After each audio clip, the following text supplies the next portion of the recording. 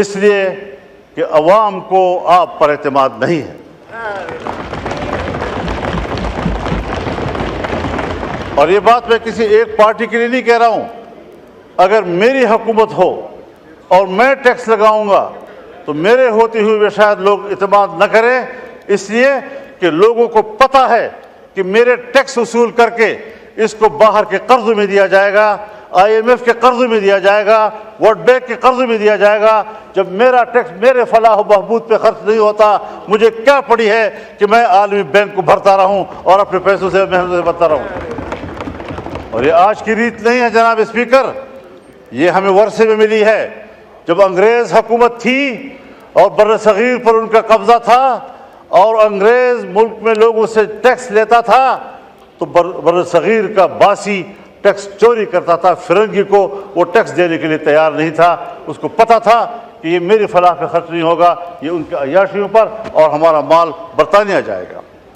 میں خود برطانیہ میں ایک موقع پر یوم پاکستان تھا اور میں میئر کے آفس پہ گیا.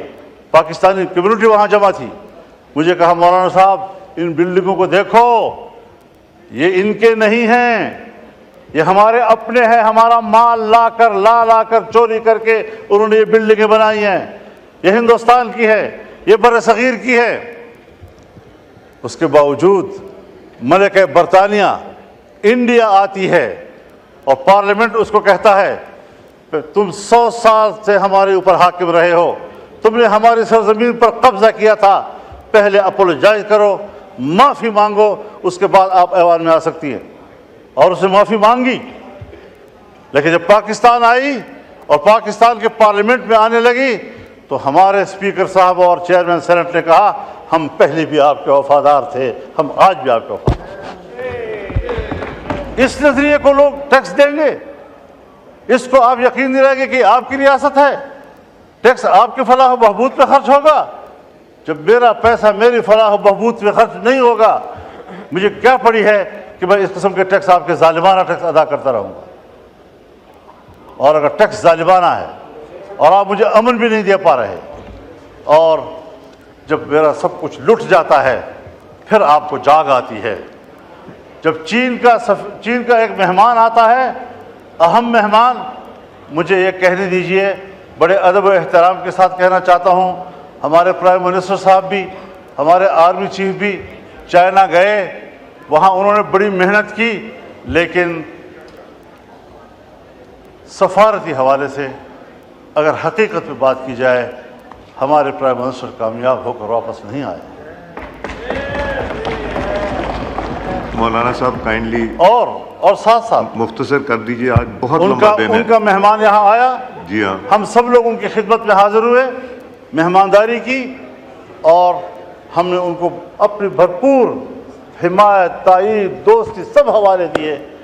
انہوں نے بھی سب وہی حوالے دیے، لیکن ایک جملے میں اس نے ہمیں جواب دے دیا کہ پاکستان میں اب بھی سیاسی استحکام نہیں ہے، پاکستان کی سیکورٹی اب بھی ٹھیک نہیں. آپ بتائیں کہ کس بنیاد پر وہ انویسٹمنٹ کریں گے یہاں پاکستان میں؟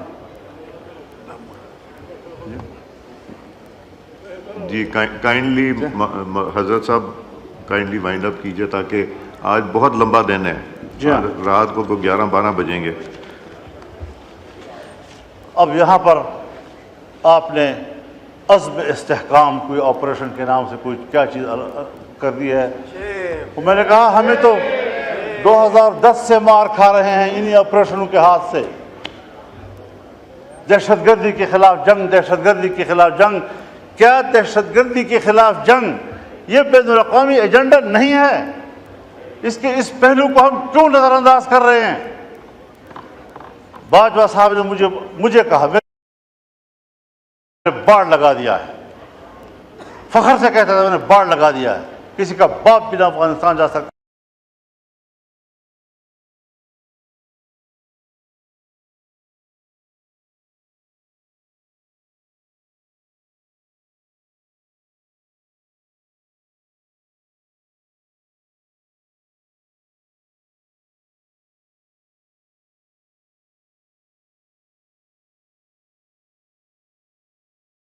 چالیس 50 ہزار اس وقت آ چکے ہیں، اور ہمارے ہاں مجھے معاف کیجئے، بہت درد اور دکھ سے کہہ رہا ہوں، ایسا محسوس ہو رہا ہے کہ جیسے اگلے 2-4 مہینوں کے اندر ہمارے ڈیرہ اسماعیل خان، وزیرستان، دوسرا وزیرستان، لکی مروت، کرک، بنو، ان علاقوں میں امارت اسلامیہ قائم ہو جائے اور پاکستان کی نظر نہیں آ رہی۔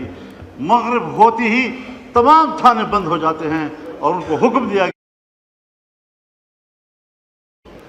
یہ ہے آپ کریٹ۔ جی ٹھیک ہے کہاں کھڑے ہیں ہم لوگ؟ تو فکر بندی کی بات ہے حضرت۔ جی یہ آپریشن میں نے پہلی بھی عرض کی ہے، آج بھی کہتا ہوں، یہ عزم استحکام نہیں، یہ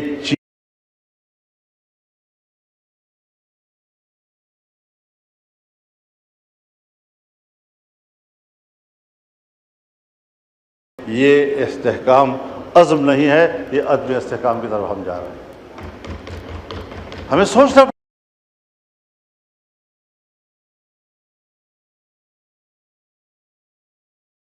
آپ کے سامنے بات کر رہا ہوں کہ اس طریقے سے اگر آپ قوم کو ہانکتے رہیں گے، پاک پی ڈبلیو ڈی کو آپ ختم کر رہے ہیں، ہزاروں ملازمین کو آپ بے روزگار کر رہے ہیں، اتنا بڑا محکمہ جو پاکستان سے پہلے کا ہے، ان تمام محکموں کی ماں ہے، آپ نے کس سے مشورہ کیا؟